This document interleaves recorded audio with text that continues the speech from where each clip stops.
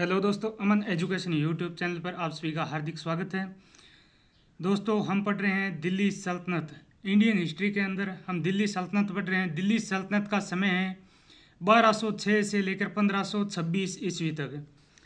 1206 से लेकर 1526 ईस्वी तक दिल्ली सल्तनत में 5 राजवंशों ने राज किया था। और उसमें पहला राजवंश है गुलाम वंश, उसके बारे में हमने कंप्लीट पढ़ लिए हैं। और दूसरा राजवंश है खिलजी वंश। खिलजी वंश को हमने पूरा पढ़ लिया है और आज एक ही क्लास के अंदर पूरे खिलजी वंश को रिपीट करेंगे, ताकि आपको एक ही क्लास के अंदर पूरा खिलजी वंश है वो आसानी से याद हो सके। और जिन विद्यार्थियों ने खिलजी वंश की क्लासें नहीं देखी है तो उनका लिंक है वो डिस्क्रिप्शन में दे दिया जाएगा। इससे पहले गुलाम वंश की जो क्लास है उसका लिंक भी डिस्क्रिप्शन में दे दिया जाएगा। हमारे चैनल पर विजिट करके पीछे की क्लासों को आप देख सकते हो। और चैनल को लाइक, शेयर और सब्सक्राइब जरूर कीजिएगा। शुरू करते हैं आज खिलजी वंश।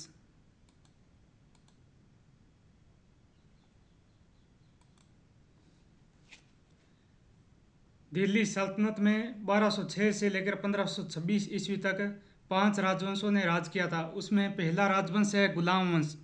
गुलाम वंश का समय है 1206 ईस्वी से लेकर 1290 ईस्वी तक। 1206 से लेकर 1290 ईस्वी तक गुलाम वंश का दिल्ली सल्तनत में शासन रहा था। और 1290 ईस्वी में फिरोज खिलजी ने गुलाम वंश का अंत कर दिया था और वहीं से खिलजी वंश की शुरुआत मानी जाती है। दिल्ली सल्तनत में 84 वर्षों तक गुलाम वंश का शासन रहा था। और गुलाम वंश का संस्थापक है वो कुतुबुद्दीन ऐबक था। और गुलाम वंश का अंतिम शासक था शमसुद्दीन क्यूमर्स। उसकी खिलजी फिरोज खिलजी ने हत्या कर दी थी और 1290 ईस्वी में खिलजी वंश की स्थापना की थी। और खिलजी वंश है ये दिल्ली सल्तनत में ज़्यादा समय तक नहीं टिक पाया था। मात्र 30 वर्षों तक ही खिलजी वंश ने शासन किया था। और इस 30 वर्षों के शासन में सबसे महत्वपूर्ण शासक है अलाउद्दीन खिलजी। 30 में से 20 वर्ष तक अकेले अलाउद्दीन खिलजी का खिलजी वंश में शासन रहा है। और खिलजी वंश का संस्थापक है जलालुद्दीन फिरोज खिलजी। जलालुद्दीन फिरोज खिलजी का शासनकाल है ये 1290 ईस्वी से लेकर 1296 ईस्वी तक है।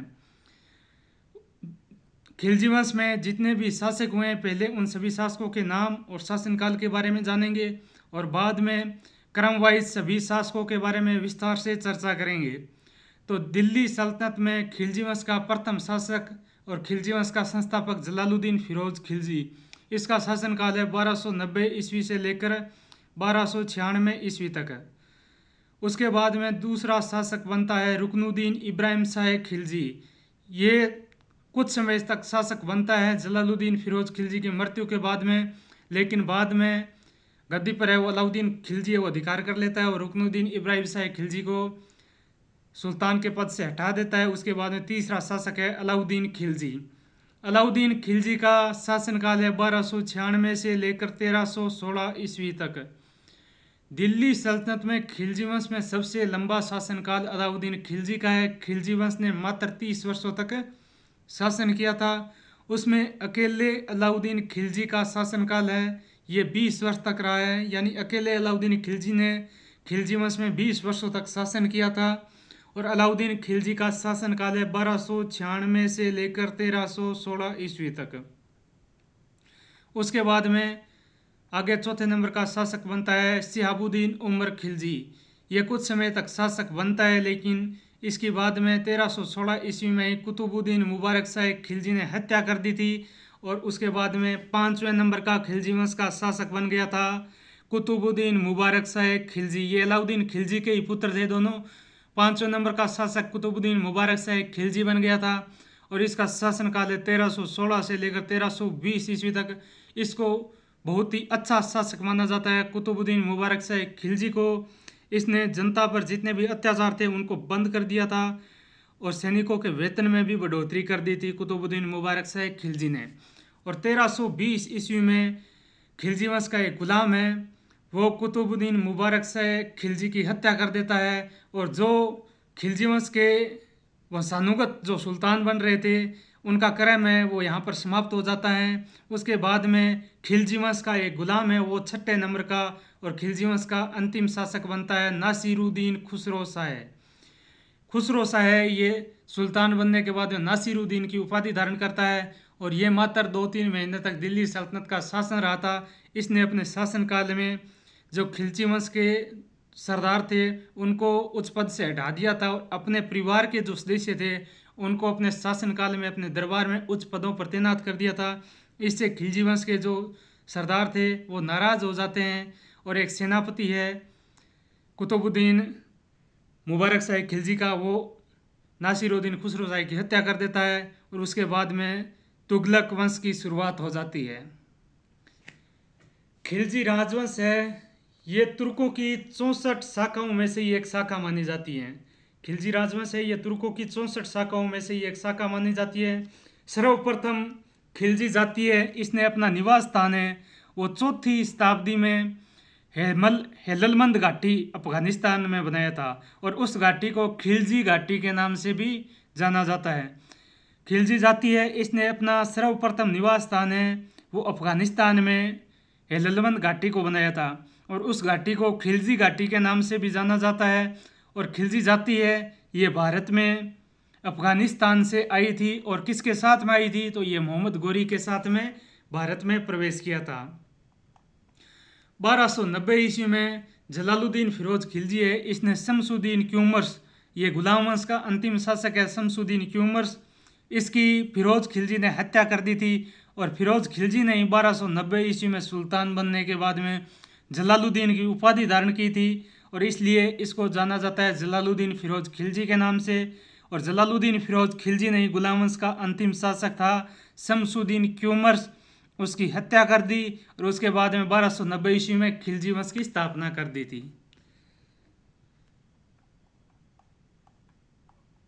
तो पढ़ते हैं हम जलालुद्दीन फिरोज खिलजी के बारे में। जलालुद्दीन फिरोज खिलजी है, इसका शासनकाल है ये 1290 ईस्वी से लेकर 1296 ईस्वी तक है। खिलजी वंश का संस्थापक भी जलालुद्दीन फिरोज खिलजी को ही माना जाता है क्योंकि इसी ने गुलाम वंश के अंतिम शासक शमसुद्दीन क्यूमर्स की हत्या करके खिलजी वंश की शुरुआत की थी, यानी खिलजी वंश की स्थापना की थी। खिलजी वंश का संस्थापक फिरोज खिलजी को माना जाता है और फिरोज खिलजी ने 1290 ईस्वी में सुल्तान बनने के बाद में जलालुद्दीन की उपाधि धारण की थी।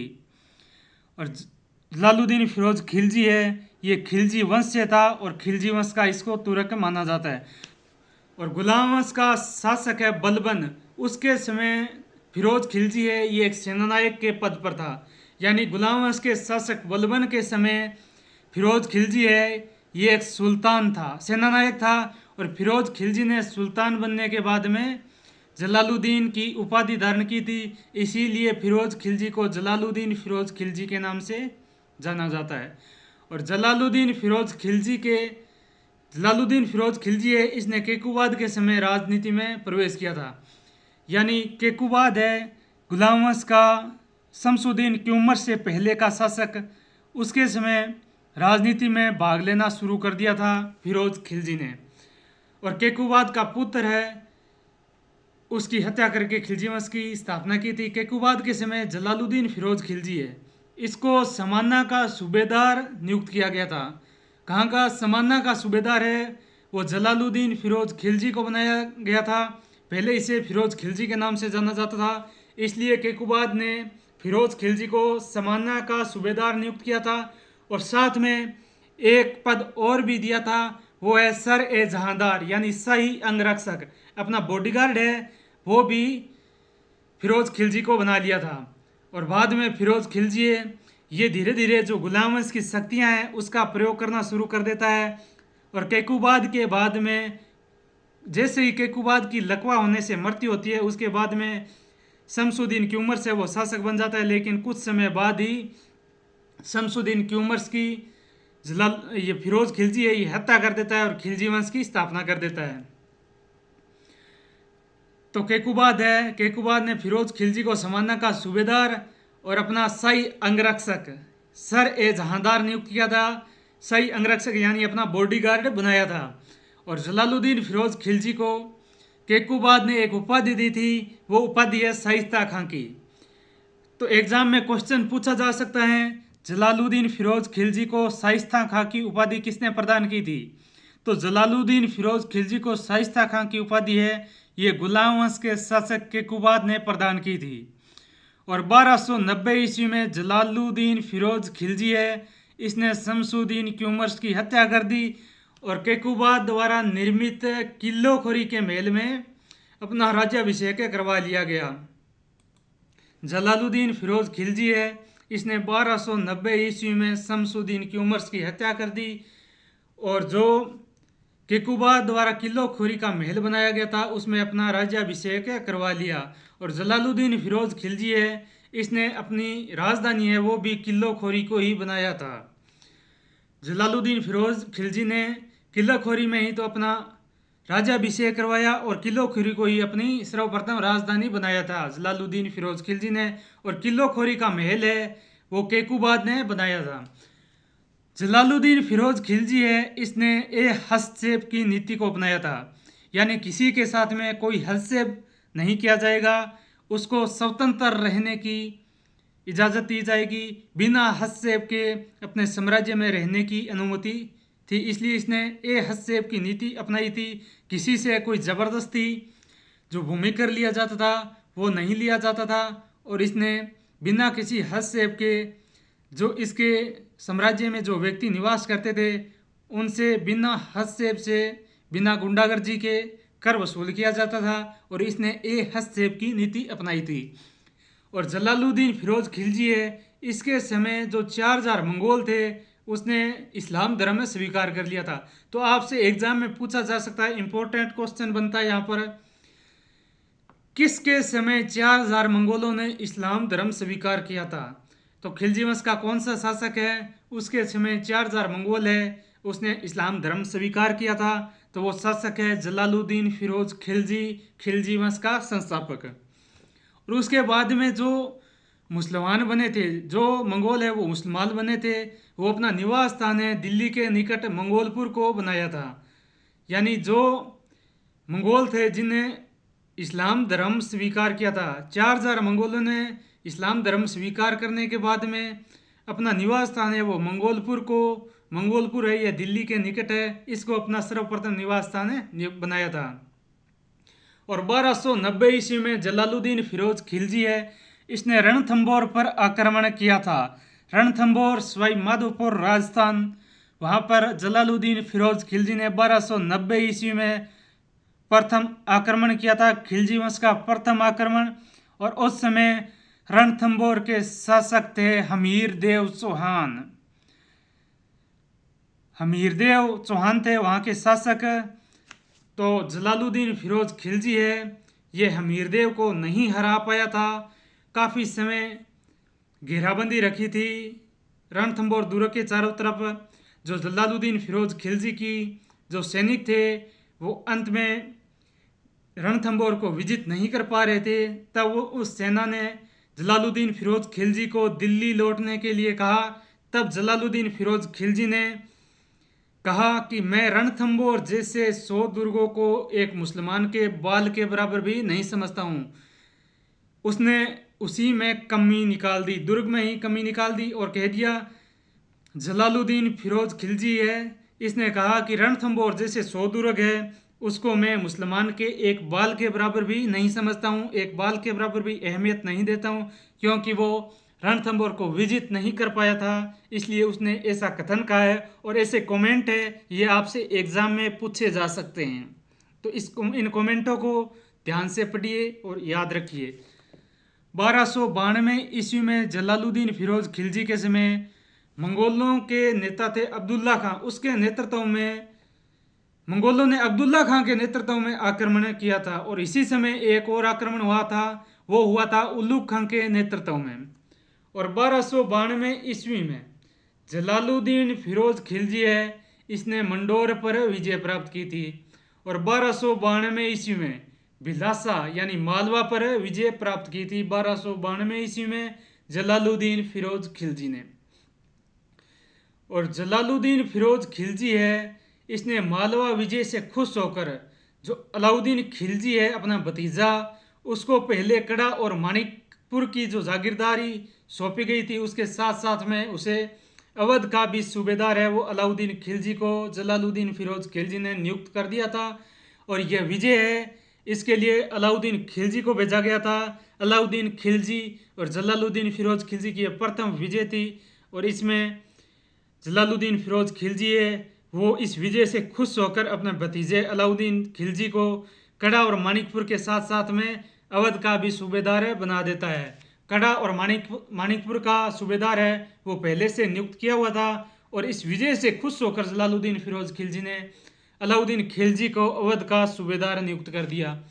और 1294 ईस्वी में अलाउद्दीन खिलजी के नेतृत्व में देवगिरी है ये महाराष्ट्र के अंदर, और उस समय वहाँ का शासक था रामचंद्र, उस पर विजय प्राप्त की थी।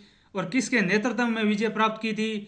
तो अलाउद्दीन खिलजी के नेतृत्व में जलालुद्दीन फिरोज खिलजी ने 1294 ईस्वी में देवगिरी महाराष्ट्र के शासक रामचंद्र पर विजय प्राप्त की थी। और यह दक्षिण भारत का प्रथम आक्रमण था। दिल्ली सल्तनत का भी यह प्रथम आक्रमण था दक्षिण भारत के अंदर।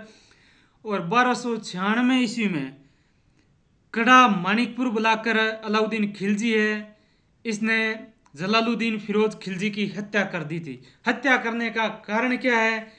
तो जब अलाउद्दीन खिलजी ने 1294 ईस्वी में देवगिरी महाराष्ट्र के शासक रामचंद्र पर आक्रमण किया था और वहाँ से जितना धन लूटा था उस लूट के धन को अलाउद्दीन खिलजी इसने जलालुद्दीन फिरोज खिलजी को नहीं दिया था। उससे जलालुद्दीन फिरोज खिलजी और अलाउद्दीन खिलजी के बीच में आपसी मतभेद हो जाता है। और उससे जलालुद्दीन फिरोज खिलजी है ये एक सेना तैयार करता है और अलाउद्दीन खिलजी पर आक्रमण करने की तैयारियां शुरू कर देता है। और उस बात का पता है वो अलाउद्दीन खिलजी को चल जाता है। तो उस समय की बात की जाए तो सुल्तान है जलालुद्दीन फिरोज खिलजी है ये सुल्तान था, ये अलाउद्दीन खिलजी से मजबूत था।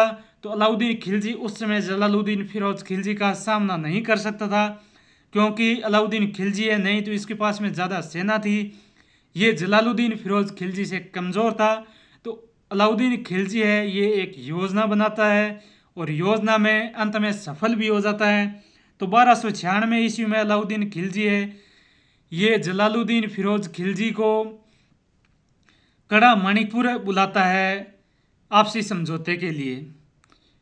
तो जलालुद्दीन फिरोज खिलजी है ये अपनी सेना लेकर वहाँ पर चले जाते हैं, लेकिन अलाउद्दीन खिलजी है ये एक शर्त रखता है कि आप अकेले मुझसे मिलने आओगे, सेना को साथ में लेकर नहीं आओगे।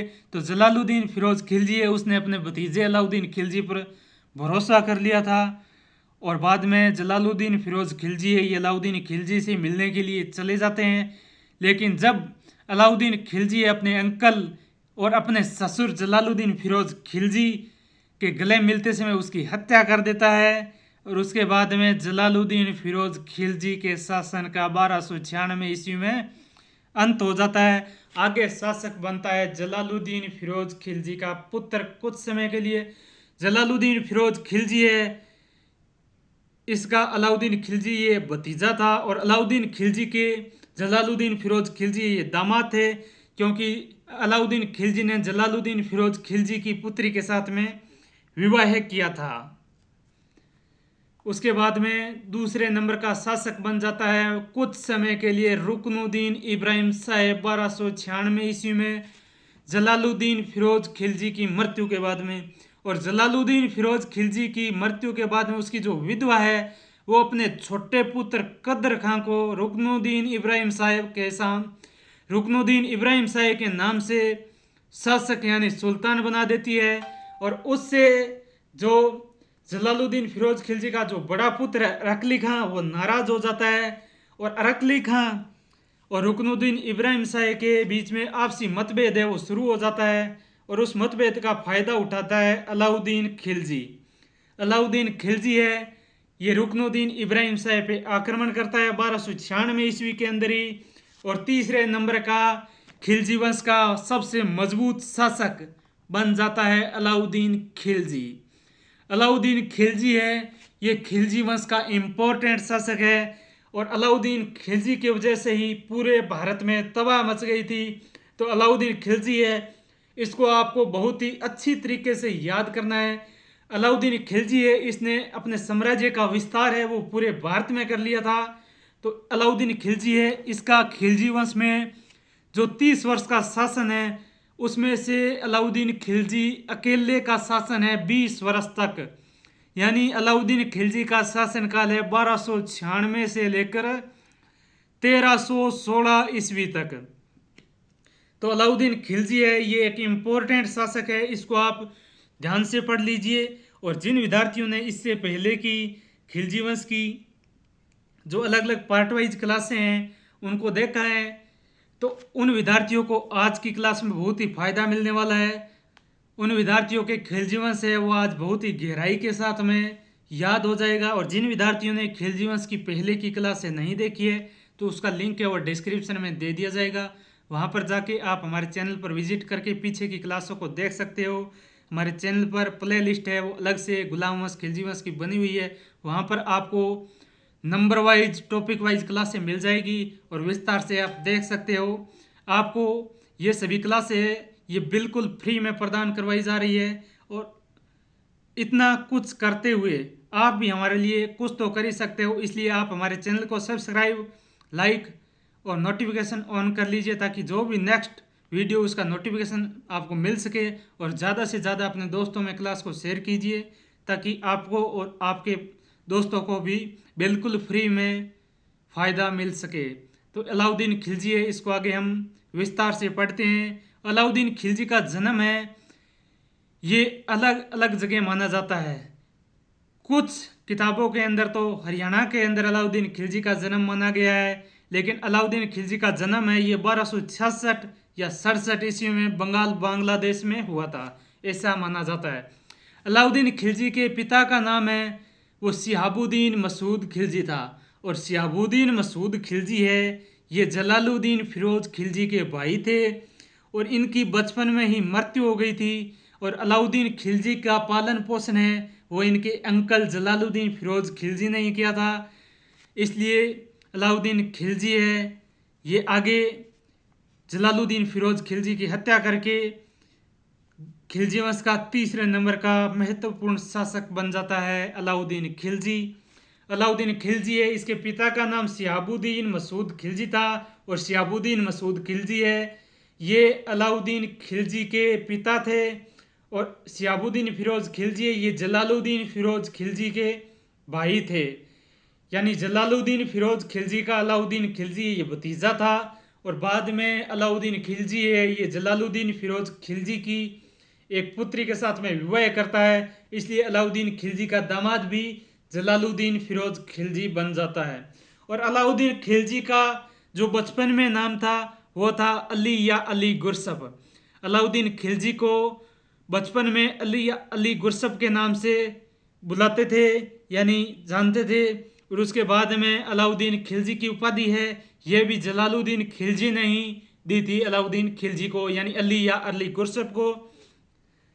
और अली या अली गुरसफ है ये बाद में अलाउद्दीन खिलजी के नाम से ही शासक बन जाता है। अलाउद्दीन खिलजी के राज्याभिषेक की बात की जाए तो अलाउद्दीन खिलजी है जलालुद्दीन फिरोज खिलजी और अलाउद्दीन फिरोज खिलजी के बीच में जो आपसी मतभेद हुए थे, यानी उसमें जब अलाउद्दीन खिलजी ने कड़ा माणिकपुर बुलाकर जलालुद्दीन फिरोज खिलजी की गले मिलते समय चाकू मारकर हत्या करने के बाद में अलाउद्दीन खिलजी है इसने अपना प्रथम राज्याभिषेक है वो यूपी मुद्रा यानी मुद्रा उत्तर प्रदेश में करवा लिया था, लेकिन दिल्ली का शासक नहीं बना था। दिल्ली का शासक बनता है ये 3 अक्टूबर 1296 ईस्वी को रुकनुद्दीन इब्राहिम शाह खिलजी को अपनी गद्दी से हटा देता है। और उनका आपसी भाइयों में मतभेद हो गया था और उसका फ़ायदा वो अलाउद्दीन खिलजी ने उठाया था। और बाद में 3 अक्टूबर 1296 ईस्वी को जो बलबन द्वारा बनाया हुआ लाल भवन है उसमें अलाउद्दीन खिलजी है ये दिल्ली में दूसरी बार अपना राज्याभिषेक करवा लेता है और स्वतंत्र रूप से खिलजी वंश का तीसरे नंबर का शासक बन जाता है 1296 ईस्वी के अंदर ही। तो आपसे अगर क्वेश्चन पूछ लिया जाए सल्तनत काल में किस शासक ने अपना राज्याभिषेक 2 बार करवाया था तो अलाउद्दीन खिलजी है। और आपसे अगर क्वेश्चन पूछ लिया जाए मुगल वंश में किस शासक ने अपना राज्याभिषेक है वो 2 बार करवाया था? तो वो है औरंगजेब। तो ये आपको याद रखने हैं, एग्जाम में पूछे जा सकते हैं। अलाउद्दीन खिलजी के कुछ उपनाम हैं। अलाउद्दीन खिलजी के जो सिक्के हैं उस पर अलाउद्दीन खिलजी को दूसरे सिकंदर के नाम से जाना गया है। और सल्तनत काल का समुद्रगुप्त से भी तुलना की है अलाउद्दीन खिलजी की। किसने? तो लेनपुल ने। और सल्तनत काल में साम्राज्यवाद का जनक भी माना है अलाउद्दीन खिलजी को। किसने? तो वो वुल्सले हेग ने। क्योंकि अलाउद्दीन खिलजी ने ही अपने साम्राज्य का बहुत ज़्यादा विस्तार किया था, इसलिए इसको सल्तनत काल में साम्राज्यवाद के नाम से, यानी सल्तनत काल के में साम्राज्यवाद के जनक के नाम से भी जाना जाता है। और ऐसा किसने कहा है? तो ये वुल्सले हेग ने कहा है। अलाउद्दीन खिलजी की जर्मनी के बिस्मार्क के समान तुलना की है, वो की है आशीर्वादी लाल ने। और अलाउद्दीन खिलजी की पत्नियों के नाम है मलिका ए जहां, मेहरू, ये अलपत खां की बहन थी मेहरू, कमला देवी, ये गुजरात के शासक की पत्नी थी, उसको बंदी बनाकर दिल्ली लाया गया था। अलाउद्दीन खिलजी की ये पत्नियां हैं। अलाउद्दीन खिलजी है उसने अपने दरबार में 2 कवि, यानी अलाउद्दीन खिलजी है उसने अपने दरबार में 2 कवियों को आश्रय दिया था। उसमें पहला है अमीर हसन और दूसरा है अमीर खुसरो। इन 2 कवियों को अपने दरबार में रखा था। अमीर हसन व अमीर खुसरो किस शासक के दरबार में रहे हैं? तो वो है अलाउद्दीन खिलजी। अलाउद्दीन खिलजी है इसने अपने साम्राज्य के अंदर जो अमीर वर्ग के सरदार थे वो अपनी मनमर्जी करते थे, तो उनकी मनमर्जी पर प्रतिबंध लगाने के लिए अलाउद्दीन खिलजी ये शराब पीने व बेचने पर पाबंदी लगा देता है, ताकि उन सरदारों की मनमर्जी है उस पर नियंत्रण किया जा सके। इसलिए अलाउद्दीन खिलजी है इसने शराब पीने व बेचने पर पाबंदी लगा दी थी अलाउद्दीन खिलजी ने। इससे पहले गुलाम वंश का शासक था बलबन, उसने लगाई थी। और उसके बाद में खिलजी वंश का शासक है ये अलाउद्दीन खिलजी, इसने लगाई है। अलाउद्दीन खिलजी है इसने अपनी सर्वप्रथम स्थायी सेना रखनी शुरू कर दी थी और अपनी सेना को नगद वेतन देना शुरू कर दिया था। अलाउद्दीन खिलजी है इसने सर्वप्रथम स्थायी सेना रखनी शुरू की और अपनी सेना को नगद वेतन देना शुरू कर दिया। अगर आपसे एग्जाम में क्वेश्चन पूछ लिया जाए दिल्ली सल्तनत के अंदर किस शासक ने अपने शासनकाल में सैनिकों को परमानेंट रखकर नगद वेतन देना शुरू कर दिया था, यानी निरंतर अपने दरबार में नियुक्ति करके नगद वेतन देना शुरू कर दिया? तो वो है अलाउद्दीन खिलजी। अलाउद्दीन खिलजी ने ही सर्वप्रथम सैनिकों को नगद वेतन देना शुरू कर दिया था और जो सैनिक थे उनको नियमित रूप से अपने दरबार में रखना शुरू कर दिया था। और सल्तनत काल में सर्वप्रथम स्थायी सेना रखने की शुरुआत भी अलाउद्दीन खिलजी ने ही की थी। उसके बाद में अलाउद्दीन खिलजी है इसने अपना शौर्य है वो किसके बल पर बनाए रखा था? तो अलाउद्दीन खिलजी ने अपना शौर्य है वो तलवार और युद्ध के बल पर बनाए रखा था और इसी के बल पर अपने साम्राज्य पर नियंत्रण किया था और अपने साम्राज्य का विस्तार किया था। अलाउद्दीन खिलजी है इसने जो खालसा गांव थे उनसे जो कर लिया जाता था उस कर के बदले में खाने का अनाज और कुछ वस्तुएं लेनी शुरू कर दी थी। तो अलाउद्दीन खिलजी है इसने खालसा गांव से भूरासव के रूप में वस्तुएं लेना शुरू कर दी थी, यानी पैसा ने लेकर वस्तुएं लेना शुरू कर दी थी। अलाउद्दीन खिलजी ने अपने शासनकाल में बड़े बड़े गोदाम है वो अनाज से भर लिए थे, गेहूं से भर लिए थे, ताकि अपनी सेना को मुसीबत के समय भूख का सामना नहीं करना पड़े। अलाउद्दीन खिलजी है इसने बाजार नियंत्रण भी बहुत ही अच्छे तरीके से किया था, ताकि एक आम व्यक्ति भी अपने दिन की मजदूरी की मेहनत से अपने परिवार का भरण पोषण यानी अपने परिवार का गुजारा कर सके। इसलिए अलाउद्दीन खिलजी को खिलजी वंश का एक महान शासक माना जा सकता है। और अलाउद्दीन खिलजी है इसने भ्रष्टाचार को ख़त्म करने के लिए सैनिकों का हुलिया रखना शुरू कर दिया था। तो अलाउद्दीन खिलजी है इसने भ्रष्टाचार को ख़त्म करने के लिए हुलिया प्रथा की शुरुआत की थी। तो ये भी क्वेश्चन बन सकता है आपका किस शासक ने हुलिया प्रथा की शुरुआत की थी? तो वो भी है अलाउद्दीन खिलजी। और घोड़ों को दागने की प्रथा की शुरुआत भी किसने की थी? वो भी की है अलाउद्दीन खिलजी ने। अलाउद्दीन खिलजी ने हुलिया प्रथा और घोड़ों को दागने की प्रथा की शुरुआत किस कारण की थी? तो कारण यह है कि जो अलाउद्दीन खिलजी के अधीन सरदार थे, अधीन व्यक्ति थे, वो अलाउद्दीन खिलजी के दरबार में जब जाते थे तो किसी अपने दोस्त से सेना और घोड़े वो मांग कर ले जाते थे, और उससे अलाउद्दीन खिलजी को लगता था भाई ये सरदार है, ये मजबूत है, और उसके अपने दरबार में जगह दे देता था। और इस भ्रष्टाचार को ख़त्म करने के लिए अलाउद्दीन खिलजी ने सैनिकों का हुलिया रखना शुरू कर दिया, ताकि जो भी इसके अधीन सरदार है वो उसके दरबार में प्रवेश करे तो जिन सैनिकों का हुलिया ले लिया गया है उन सैनिकों को दोबारा प्रस्तुत नहीं कर सके। और जो घोड़े मांग कर लेकर जाते थे जो सरदार, तो घोड़ों को दागने की प्रथा, यानी अलाउद्दीन खिलजी ने घोड़ों पर मोहर लगानी शुरू कर दी खिलजी वंश की, ताकि कोई भी इसके अधीन जो सरदार है वो अलाउद्दीन खिलजी के दरबार में मांग कर घोड़े नहीं ले जा सके। इसलिए अलाउद्दीन खिलजी ने भ्रष्टाचार को खत्म करने के लिए हुलिया प्रथा और घोड़ों की दागने की प्रथा की शुरुआत की थी।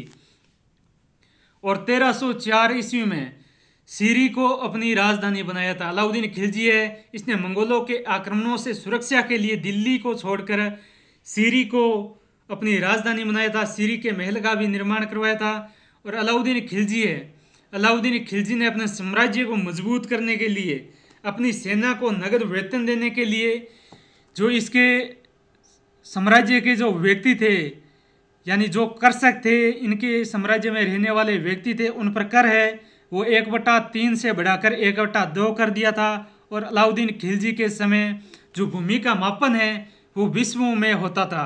तो ये इम्पोर्टेंट बातें अलाउद्दीन खिलजी से जितने भी तथ्य आपके सामने प्रस्तुत किए जा रहे हैं वो एक कहानी के माध्यम से प्रस्तुत किए जा रहे हैं, ताकि आप खिलजी वंश को एक कहानी के माध्यम से ही याद कर सको और एग्जाम में आपका कोई भी क्वेश्चन गलत ना हो सके। इसलिए आपको खिलजी वंश है उसको अलग अलग शॉर्ट क्लासों के अंदर पढ़ाया गया है पहले, और उसके बाद में आज पूरे खिलजी वंश को हम रिपीट कर रहे हैं, ताकि क्लास के अंदर ही आपको पूरा खिलजी वंश है वो याद हो सके और एग्ज़ाम के अंदर आपका एक भी क्वेश्चन गलत ना हो। तो खिलजी वंश को आप विस्तार से पढ़िए और इस क्लास को अपने दोस्तों में भी ज़्यादा से ज़्यादा शेयर कीजिए, ताकि पढ़ने वाला हर विद्यार्थी बिल्कुल फ्री में इंडियन हिस्ट्री को याद कर सके। और जितनी भी इंडियन हिस्ट्री की क्लासें आपके सामने प्रस्तुत की जा रही है उनमें इम्पोर्टेंट फैक्ट जो एग्ज़ाम में पूछे जाते हैं वो बातें आपके सामने प्रस्तुत की जा रही है। वैसे तो अगर आप दिल्ली सल्तनत में गुलाम वंश पर भी बड़ी बड़ी बुकें लगती है आपको, उसमें आप उन बुकों को पढ़ोगे तो लगभग आपको 1-1.5 साल लग जाएगा एक वंश को पढ़ने में। उससे कोई फ़ायदा नहीं मिलने वाला है आपको। आप उतना ही पढ़ो जितना आपको एग्ज़ाम में जिससे क्वेश्चन पूछे जाए, और जितने भी इम्पोर्टेंट तथ्य है वो आप एक क्लास के अंदर पढ़ सको।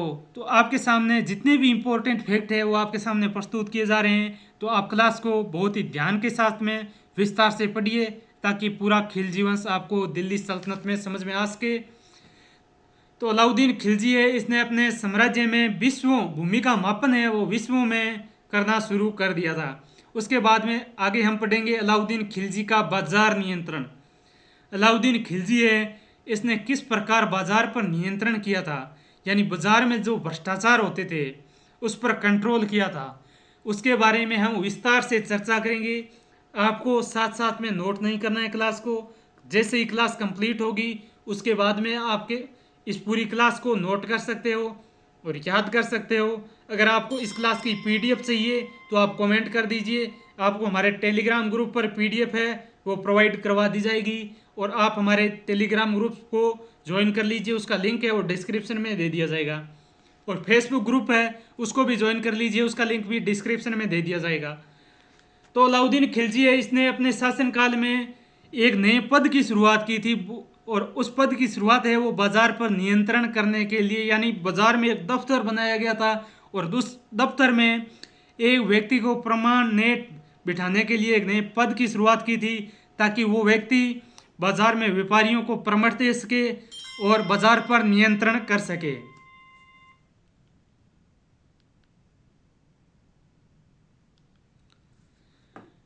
अलाउद्दीन खिलजी है, इसके समय जो वस्तुओं का मूल्य है उस मूल्य का निर्धारण है वो उत्पादन की लागत पर तय किया गया था। यानी हम खेती करते हैं, खेती पर जितना खर्च आता है उससे थोड़ा सा ज़्यादा उस वस्तु का मूल्य है वो निर्धारित किया गया था, ताकि व्यापारियों का भ्रष्टाचार है उसको ख़त्म किया जा सके।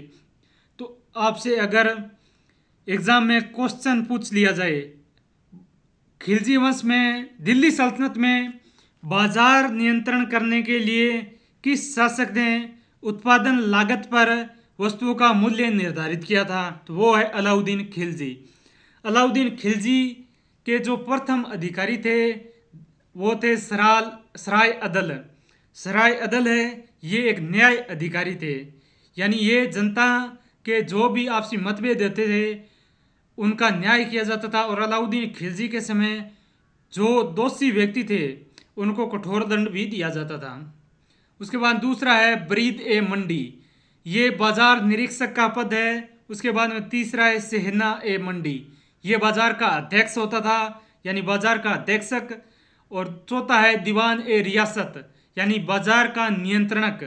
बाजार का पूरा बायोडेटा इसके पास में रहता था, दीवान ए रियासत के पास में। और पांचवा पद था मनेहान गुपतचर।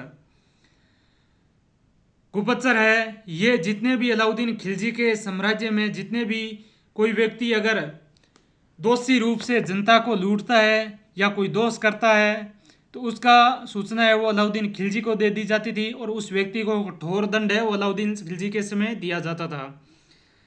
अलाउद्दीन खिलजी है, इसके समय अगर कोई व्यापारी बाजार से अगर सामान कम तोलता है तो अलाउद्दीन खिलजी के साम्राज्य में उस व्यापारी का शरीर का उतना अंग काटकर उस सामान की वजन में पूर्ति की जाती थी। यानी इतना कठोर नियम था अलाउद्दीन खिलजी के समय। जो बाजार के व्यापारी थे वो अगर किसी व्यक्ति को सामान कम तोलते हैं तो उस व्यापारी के शरीर का कुछ हिस्सा काटकर उस सामान के वजन की पूर्ति की जाती थी। और उसके भय से जो व्यापारी थे अलाउद्दीन खिलजी के समय वो भ्रष्टाचारी को बिल्कुल बंद कर दिया था। यानी अलाउद्दीन खिलजी के समय भ्रष्टाचारी है उस पर लगभग नियंत्रण किया जा चुका था।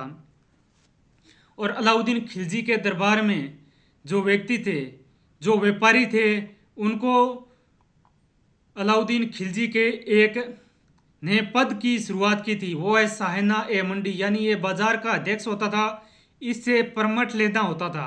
इससे परमिट लेने के बाद में ही वो अलाउद्दीन खिलजी के साम्राज्य में व्यापार कर सकता था। अगर परमिट नहीं है तो अलाउद्दीन खिलजी के समय शासन के समय व्यापार नहीं कर सकता था। बिना परमिट अगर कोई व्यापार करता था तो उस पर कठोर दंड है वो निर्धारित किए गए थे और उसको कठोर दंड दिया जाता था।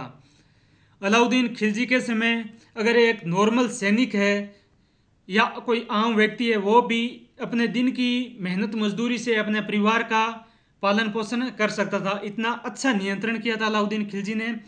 और जितने जो अमीर वर्ग के व्यापारी थे उनको दबोचने के लिए अलाउद्दीन खिलजी है, इसने उन व्यापारियों के जो भंडारण करते थे, जो भंडार करते थे अन्न को खरीदने के बाद में, व्यापारी जो अन्न को भंडारित करके रखते थे और बाद में महंगे दामों पर बेचते थे, तो अलाउद्दीन खिलजी के समय कोई व्यापारी अन्न का भंडारण नहीं कर सकता था।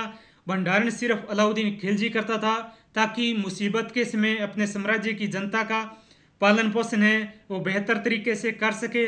अगर कोई अलाउद्दीन खिलजी के साम्राज्य पर मुसीबत आ जाए तो उस समय उस अनाज को यूज कर सके और आम व्यक्ति है वो भी आसानी से जी सके। इसके लिए अलाउद्दीन खिलजी ने जो व्यापारियों का समूह था उस पर बहुत ही अच्छा नियंत्रण किया था, ताकि उसकी अमीरी है उस पर कंट्रोल किया जा सके और उनके अपने अधीन किया जा सके। और उनकी जो मनमर्जी है उनको ख़त्म करने के लिए अलाउद्दीन खिलजी ने ये सब नियंत्रण किए थे। उसके बाद में हम पढ़ेंगे अलाउद्दीन खिलजी की मंत्री परिषद के बारे में। अलाउद्दीन खिलजी की जो मंत्री परिषद थी वो किस प्रकार की थी उसके बारे में हम पढ़ेंगे। अलाउद्दीन खिलजी की मंत्री परिषद में पहला पद है दीवाने वजारत, यानी ये मुख्यमंत्री होता था और इसको हम वजीर भी कह सकते हैं। और इस वजीर पद की शुरुआत है वो गुलाम वंश का शासक था कुतुबुद्दीन ऐबक, उसने की थी। और इसे मुख्य विभाग यानी वित्त विभाग है वो दीवाने वजारत के पास में था। और वजीर है राजस्व का जो एकत्रीकरण होता था और प्रांतीय सरदारों के जो दीवानी पक्ष के प्रशासन के जो सुल्तान थे वो इसी के अधीन आते थे। उसके बाद में दीवाने इंसा। दीवाने इंसा है, इसका कार्य था जो शाही आदेश है, जो बाहरी पत्र हैं उनके प्रारूप तैयार करना और स्थानीय अधिकारियों के साथ में जो पत्र व्यवहार किया जाता था, जो लेटर व्यवहार किया जाता था, वो इसके अंतर्गत आता था दीवाने इंसा के तहत। और उसके बाद में तीसरा है दीवाने रसातल। दीवाने रसातल है जो अलाउद्दीन खिलजी के जो पड़ोसी राज्य थे उन राज्यों में जो पत्र भेजने का प्रारूप तैयार किया जाता था और विदेशों में जो राजदूतों से संपर्क किया जाता था वो दीवाने सातल की अनुमति के बाद में ही किया जाता था। और इनका विदेशों के साथ में, विदेशी राजदूतों के साथ में जो संपर्क स्थापित करने का काम है वो दीवाने रसातल का था। उसके बाद में दीवाने आरिज। दीवाने आरिज है, इसका काम था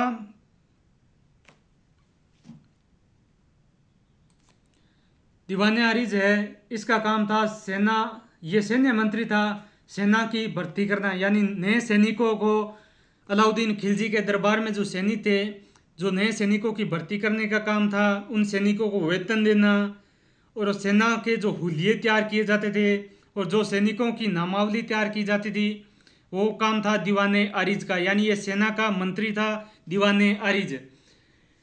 उसके बाद में अलाउद्दीन खिलजी की विजयों के बारे में पढ़ेंगे। अलाउद्दीन खिलजी की विजय। अलाउद्दीन खिलजी की प्रथम विजय 1298-99, यानी अलाउद्दीन खिलजी ने 1298-99 के अंदर गुजरात पर आक्रमण किया था। और अलाउद्दीन खिलजी है, इसने किसके नेतृत्व में गुजरात पर आक्रमण किया था?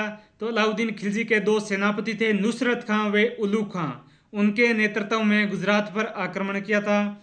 और इस आक्रमण से जब गुजरात से सूरत सहित कई नगरों व सोमदेव मंदिर को लूटा गया था, नुसरत खां व उलू खां ने जितने नगरों को लूटा था उस लूट के धन से काफ़ी धन लूट कर लाए थे। और लूट कर लाने के बाद में जो सैनिक थे, जो अलाउद्दीन खिलजी के जो विरोधी सैनिक थे, उनमें आपसी मतभेद हो गया था, वो हमीरदेव चौहान की शरण में चले गए थे।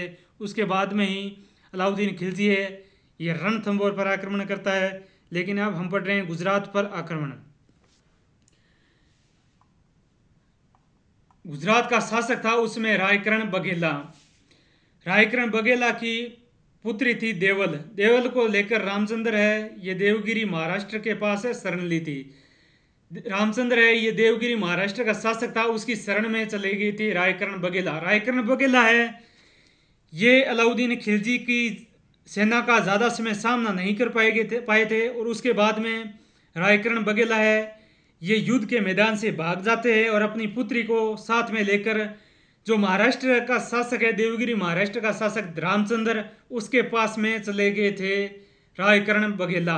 और जो रायकरण बघेला की पत्नी थी रानी कमला, उसको बंदी बनाकर दिल्ली लाया गया। और उसके बाद में अलाउद्दीन खिलजी है, वो कमला के साथ में शादी कर लेता है और शादी करने के बाद में उसे एक उपाधि देता है, मलिका ए जहां की उपाधि देता है। और उसके बाद में अलाउद्दीन खिलजी ने गुजरात का राज्यपाल है वो अपने साले अलप खां को बना दिया था। अलप खां है, ये मेहरू का भाई था और मेहरू के साथ में अलाउद्दीन खिलजी ने शादी की थी, तो गुजरात का राज्यपाल है वो अलप खां को नियुक्त कर दिया था। अलाउद्दीन खिलजी का सेनापति है नुसरत खां। नुसरत खां ने गुजरात का एक सेनापति था मलिक काफूर, उसने अधीनता स्वीकार कर ली थी और उस सेनापति को 1000 दिनार, यानी 1000 अब हम कह सकते हैं रुपये, उस समय दिनार थी, मुद्रा पुंजार दिनार थी। और 1000 दिनार के अंदर जो नुसरत खां है उसने मलिक काफूर को खरीद कर अलाउद्दीन के दरबार में प्रस्तुत किया था। और मलिक काफूर है, इसने इसी की बदौलत अलाउद्दीन खिलजी ने अपने साम्राज्य का बहुत ज़्यादा विस्तार किया था। तो मलिक काफूर है, ये एक सिक्का साबित होता है अलाउद्दीन खिलजी के लिए। और उसके बाद में आते हैं वर्तमान राजस्थान में जो अलाउद्दीन खिलजी ने जितने आक्रमण किए थे उसके बारे में हम डिटेल से चर्चा करेंगे। तो 1301 ईस्वी के अंदर अलाउद्दीन खिलजी है, इसने रणथंभौर पर आक्रमण किया था। और उस समय रणथंभौर का शासक था हमीरदेव चौहान। हमीरदेव चौहान है, इसे लड़ने के लिए पहले अलाउद्दीन खिलजी के दो सेनापति आए थे, नुसरत खां व उल्लू खां। नुसरत खां व उल्लू खां को हमीरदेव चौहान ने इसने पराजित कर दिया था। उसमें नुसरत खां की मृत्यु हो गई थी। उसके बाद में स्वयं अलाउद्दीन खिलजी आता है और रणथंभौर पर विजय प्राप्त कर लेता है। और विजय प्राप्त करने के बाद में अलाउद्दीन खिलजी है, ये 1301 ईस्वी में ये दुर्ग है, ये उल्लू खां को सौंप देता है। और राजस्थान का ये प्रथम शाखा है वो हमीरदेव चौहान और इसकी पत्नी रंगदेवी के नेतृत्व में कंप्लीट हो जाता है 1301 ईस्वी के अंदर। और उसके बाद में दूसरा आक्रमण है 1303 ईस्वी में। अलाउद्दीन खिलजी की वजह से पूरे राजस्थान में तबाही मचा दी थी, यानी पूरे भारत में अलाउद्दीन खिलजी ने तबाह मचा दी थी। अलाउद्दीन खिलजी की वजह से बहुत ही ज़्यादा मौतें हुई थी। तो 1303 ईस्वी में चित्तौड़ का शासक था रतन सिंह, उस पर आक्रमण करता है अलाउद्दीन खिलजी। आक्रमण का कारण माना जाता है रतन सिंह की सिंहलदीप से आई हुई पत्नी पद्मिनी। अलाउद्दीन खिलजी है ये पद्मिनी को पहनना चाहता था। अलाउद्दीन खिलजी है ये रतन सिंह की पत्नी पद्मिनी से शादी करना चाहता था, लेकिन पद्मिनी ने मना कर दिया था। और 1303 ईस्वी में मना करने के बाद में अलाउद्दीन खिलजी है ये चित्तौड़ पर आक्रमण कर देता है और रतन सिंह के नेतृत्व में केसरिया होता है। और रतन सिंह की पत्नी यानी रानी पद्मिनी के नेतृत्व में चित्तौड़ का सबसे बड़ा शाखा हो जाता है। शाखा होता है जोहर, यानी जो राजा की पत्नियां होती है वो विदेशी जो भी दूसरा राजा है वो उस राजा पर आक्रमण करता है। तो आक्रमण करने के बाद में उस राजा की जो पत्नियां हैं उसको अपने बाद में जीतने के बाद में अपने दरबार में ले जाया जाता है। और दरबार में ले जाने के बाद में उसको अपनी दासिया बना लिया जाता है। और उसके बाद में उनके साथ में बहुत ही घिनौना काम किया जाता है। और विदेशों में कई शासक ऐसे थे उसके दरबार में जो सामने की राजा की जो पत्नियों को हड़प कर लाते थे यानी बंदी बना कर लाते थे, उनको उसके दरबार में नंगा प्रस्तुत किया जाता था और उसके बाद में उनको दासी बना लिया जाता था। तो उसी के भय से ये रानियां हैं ये राजा के जीवित ही अपना जोहर कर लेती थी। और उसके बाद में जो राजा थे वो आज़ाद हो जाते थे और वो अपने लड़ते लड़ते केसरिया यानी अपना बलिदान दे देते थे। और बलिदान है ये केसरिया साफा पहन कर दिया जाता था। तो उस बलिदान को हम केसरिया कह सकते हैं। और रानियों के द्वारा जो अग्नि में कूदकर बलिदान दिया जाता था उसको हम जोहर कह सकते हैं। और इसी को कंप्लीट कहते हैं साका। तो 1303 ईस्वी में अलाउद्दीन की वजह से राजस्थान का दूसरा साका कंप्लीट हो जाता है। उसके बाद में जो 1308 ईस्वी में अलाउद्दीन खिलजी है ये जालोर दुर्ग पर विजय चाहता था, यानी जालोर का शासक था, जालोर का शासक है कानड़देव चौहान, इस पर विजय प्राप्त करना चाहता था। लेकिन इससे पहले जालोर दुर्ग की कुंजी है सिवाना दुर्ग। सिवाना के दुर्ग को जीतना बहुत ही ज़रूरी था। तो अलाउद्दीन खिलजी की सेना है ये 1308 ईस्वी में सिवाना पर आक्रमण कर देती है और उसमें अलाउद्दीन की सेना की विजय होती है। और शीतलदेव है इसके नेतृत्व में राजस्थान का तीसरा शाखा कंप्लीट हो जाता है।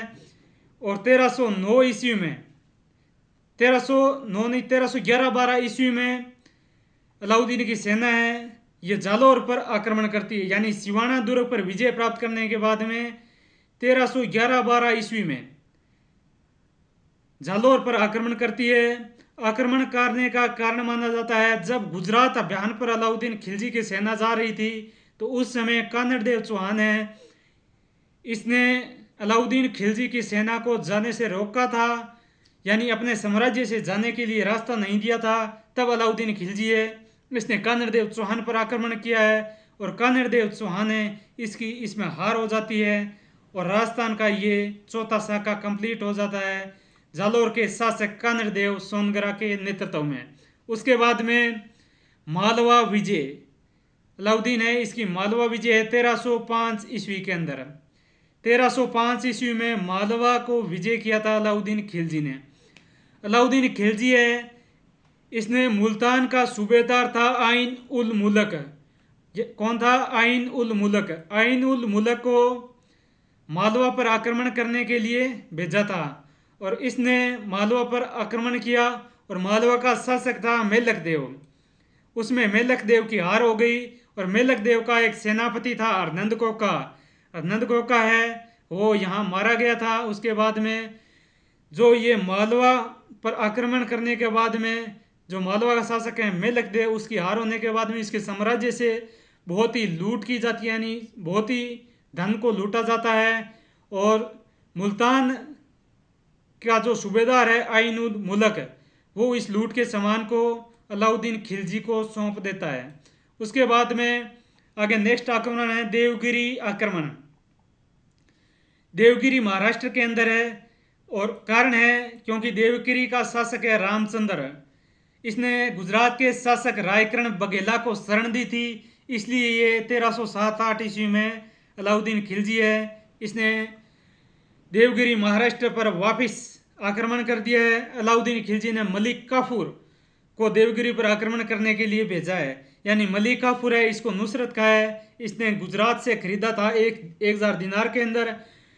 और अलाउद्दीन खिलजी है ये मलिक काफूर के नेतृत्व में देवगिरी पर आक्रमण करता है और इसमें मलिक काफूर की विजय हो जाती है, रामचंद्र की हार हो जाती है और रामचंद्र है वो अधीनता स्वीकार कर लेता है। उसके बाद में आगे की नेक्स्ट विजय है तेलंगाना विजय। ये अलाउद्दीन खिलजी की लास्ट सबसे बड़ी विजय है। इसके बाद में कोई बड़ी विजय है वो नहीं आती अलाउद्दीन खिलजी की। तेलंगाना पर भी आक्रमण के लिए 1209-10 ईस्वी में अलाउद्दीन खिलजी है इसने मलिक काफूर को ही भेजा था। मलिक काफूर है ये तेलंगाना के जो काकतीय वंश का शासक है प्रताप रुद्रदेव सेन।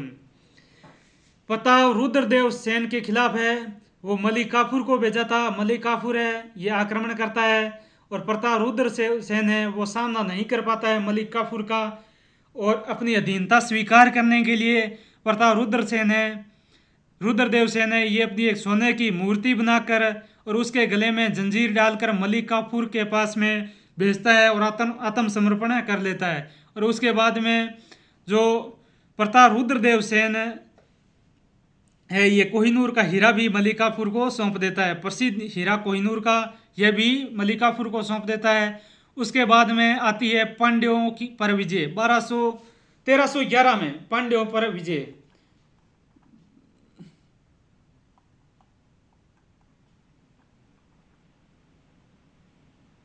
तेरह सौ 9-10 है, ये गलत प्रिंट हुआ है यहाँ पर। 1309-10 में आक्रमण हुआ है ये। उसके बाद में आगे पांड्यों पर विजय 1311 ईस्वी। दिल्ली दक्षिण भारत के अंतिम छोर पर जो पांड्यों का राज्य है उस पर आक्रमण करता है अलाउद्दीन खिलजी। आक्रमण का कारण है क्योंकि वहां पर दो भाई थे सुंदर पांडे और वीर पांडे, उनको आपसी सिंहासन को लेकर गृह युद्ध छिड़ गया था और उसका फायदा मिलता है अलाउद्दीन खिलजी को। उसमें सुंदर पांडे है वो अलाउद्दीन खिलजी को निमंत्रण भेजता है और अलाउद्दीन खिलजी है ये अपने सेनापति मलिक काफूर को सहायता के लिए सुंदर पांडे की भेज देता है। और उसमें वीर पांडे है ये ज़्यादा देर सामना नहीं कर पाता है मलिक काफूर का और वो भाग जाता है वहाँ से। और मलिक काफूर है ये पांड्यों की जो राजधानी है मदुरै उस पर अधिकार कर लेता है और बाद में वहाँ से अत्यधिक धन लूट कर अपने साम्राज्य दिल्ली लेकर आता है। और 1316 ईस्वी में अलाउद्दीन खिलजी की क्या है मृत्यु हो जाती है। अलाउद्दीन खिलजी का खेल खत्म हो जाता है। अलाउद्दीन खिलजी के समय अलाउद्दीन खिलजी की वजह से पूरे भारत के अंदर बहुत से साके हुए हैं और राजस्थान के अंदर बहुत साके हुए अलाउद्दीन खिलजी की वजह से। अलाउद्दीन खिलजी है इसने पूरे भारतवर्ष में तबाही मचा दी थी। उसके बाद में आगे आता है चौथे नंबर का शासक शिहाबुद्दीन खिलजी। शिहाबुद्दीन उमर खिलजी इसने थोड़े ही समय तक दिल्ली सल्तनत में शासन किया था। इसकी ये बचपन में ही शासक बन गया था। शिहाबुद्दीन उमर खिलजी है इसके पिता का नाम अलाउद्दीन खिलजी था। और शिहाबुद्दीन उमर खिलजी जब शासक बना था तो उस समय वो शासन चलाने के काबिल नहीं था, छोटा था। तो उसका संरक्षक है वो था मलिक काफूर। और शिहाबुद्दीन उमर खिलजी का दूसरा संरक्षक है वो था कुतुबुद्दीन। तो मलिक काफूर है ये कुतुबुद्दीन को मारने के लिए एक सेना तैयार करता है, लेकिन वो सेना है वो मलिक काफूर को ही मार देती है। और उसके बाद में मलिक काफूर का खेल खत्म हो जाता है। शिहाबुद्दीन उमर खिलजी के समय जो सुल्तान पद की समस्त शक्तियाँ थी उसका प्रयोग है वो मलिक काफूर ने करना शुरू कर दिया था। और मलिक काफूर को जो सेना मलिक काफूर कुतुबुद्दीन को मारने के लिए तैयार करता है ताकि आगे शासक है वो मलिक काफूर बन सके, तो वो कुतुबुद्दीन को मरवाने के लिए एक सेना तैयार करता है, लेकिन उसमें मारा जाता है मलिक काफूर। और मलिक काफूर के बाद में शिहाबुद्दीन उमर खिलजी का संरक्षक बन जाता है उसका भाई कुतुबुद्दीन। और कुतुबुद्दीन है ये शिहाबुद्दीन उमर खिलजी का दूसरा संरक्षक था। और धीरे धीरे इसने शिहाबुद्दीन पर जो जिनकी शिहाबुद्दीन की जो समझ शक्तियाँ हैं उनको अपने हाथ में लेने के बाद में एक दिन शिहाबुद्दीन उमर खिलजी की कुतुबुद्दीन ने हत्या कर दी और उसके बाद में शासक बन गया कुतुबुद्दीन मुबारक शाह खिलजी, यानी दिल्ली सल्तनत का खिलजी वंश का अंतिम शासक। उसके बाद में इनका एक गुलाम है वो शासक बनेगा। वंशानुगत खिलजी वंश के जो शासक है उनका यहाँ पर द एंड हो जाता है। उसके बाद में खिलजी वंश का अंतिम शासक होगा वो खिलजी वंश का गुलाम होगा। ये अंतिम शासक है खिलजी वंश का वंशानुगत। कुतुबुद्दीन मुबारक शाह खिलजी है ये अलाउद्दीन खिलजी का पुत्र था। और कुतुबुद्दीन मुबारक शाह है इसने कुतुबुद्दीन मुबारक शाह खिलजी है इसने शिहाबुद्दीन उमर खिलजी की हत्या करके 1316 ईस्वी में शासक बना था। और कुतुबुद्दीन मुबारक शाह खिलजी का शासनकाल है ये 1316 ईस्वी से लेकर 1320 ईस्वी तक है। यानी कुतुबुद्दीन मुबारक शाह खिलजी है इसने खिलजी वंश में 4 वर्षों या 3.5 वर्षों तक शासन किया था 1316 से लेकर 1320 ईस्वी तक। और 1320 ईस्वी में कुतुबुद्दीन मुबारक शाह की हत्या कर देता है खुसरो शाह। कुतुबुद्दीन मुबारक शाह है इसने अपने साम्राज्य में सैनिकों का वेतन बढ़ा दिया था। अगर आपसे क्वेश्चन पूछ लिया जाए सल्तनत काल के अंदर किस शासक ने सैनिकों को नगद वेतन देना शुरू किया था, तो वो है अलाउद्दीन खिलजी। और दिल्ली सल्तनत के अंदर किस शासक ने सेना के वेतन में बढ़ोतरी की थी, वो है कुतुबुद्दीन मुबारक शाह खिलजी। कुतुबुद्दीन मुबारक शाह खिलजी है इसने अपने साम्राज्य में जो सैनिक थे उनके वेतन में बढ़ोतरी कर दी थी। और कुतुबुद्दीन मुबारक शाह ने दक्षिण भारत के देवगिरी राज्य था उसको दिल्ली सल्तनत में मिला दिया था। यानी दक्षिण भारत का जो देवगिरी राज्य था उसको दक्षिण भारत में देवगिरी साम्राज्य को दिल्ली सल्तनत के अंदर शामिल कर लिया गया। और इनका एक गवर्नर था गाजी मलिक। गवर्नर था गाजी मलिक। गाजी मलिक है ये कुतुबुद्दीन मुबारक शाह खिलजी का उत्तर पश्चिम सीमा प्रांत का गवर्नर था। और उत्तर पश्चिम सीमा प्रांत है ये पंजाब की जो सीमा थी वहाँ का गवर्नर था गाजी मलिक। गाजी मलिक है ये ही आगे दिल्ली सल्तनत के अंदर तुगलक वंश की स्थापना करेगा। तो ये कुतुबुद्दीन मुबारक शाह खिलजी का गवर्नर था।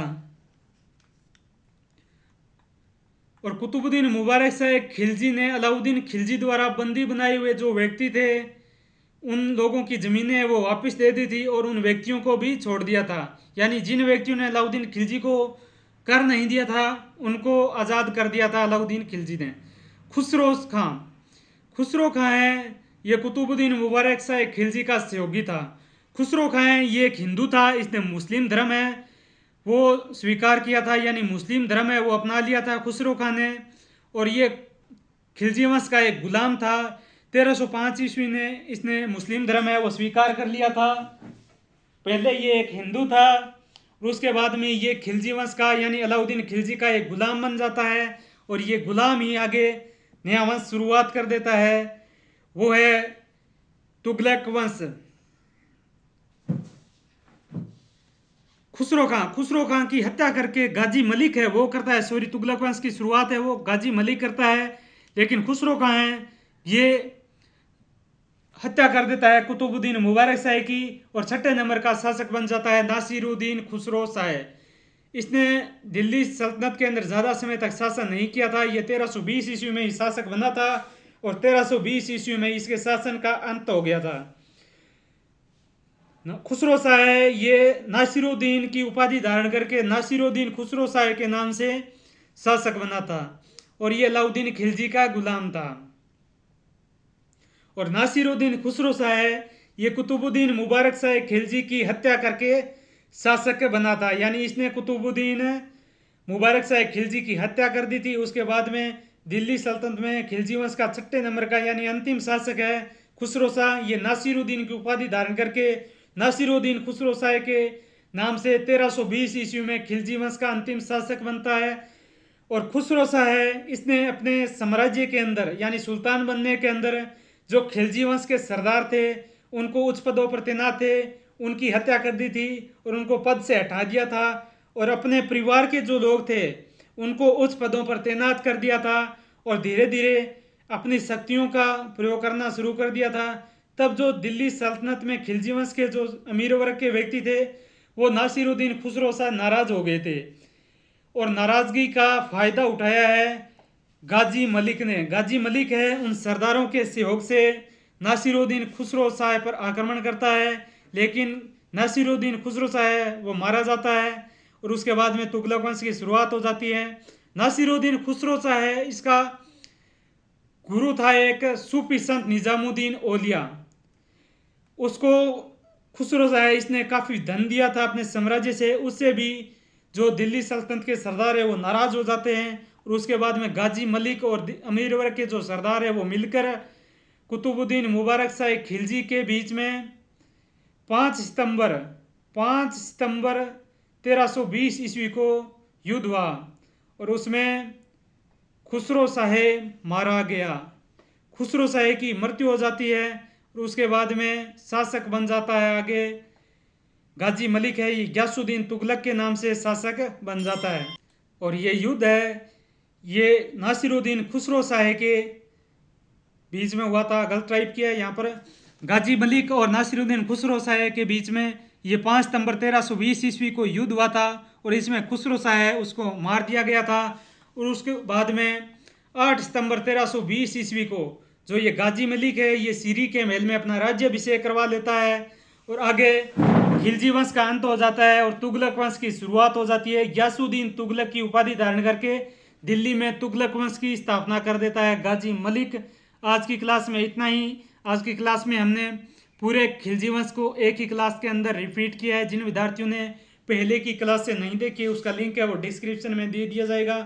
अगर पीडीएफ लेना चाहते हो तो हमारे चैनल को टेलीग्राम ग्रुप को ज्वाइन कर लीजिए और फेसबुक ग्रुप को ज्वाइन कर लीजिए और कमेंट कीजिए। आपको टेलीग्राम ग्रुप के अंदर खिलजी वंश और गुलाम वंश की जो पीडीएफ है वो प्रोवाइड करवा दी जाएगी। आज की क्लास में इतना ही। अगर अभी तक चैनल को सब्सक्राइब नहीं किया है तो चैनल को सब्सक्राइब कीजिए और नोटिफिकेशन ऑन कीजिए ताकि नेक्स्ट क्लास है उसका नोटिफिकेशन सबसे पहले आप तक पहुंच सके।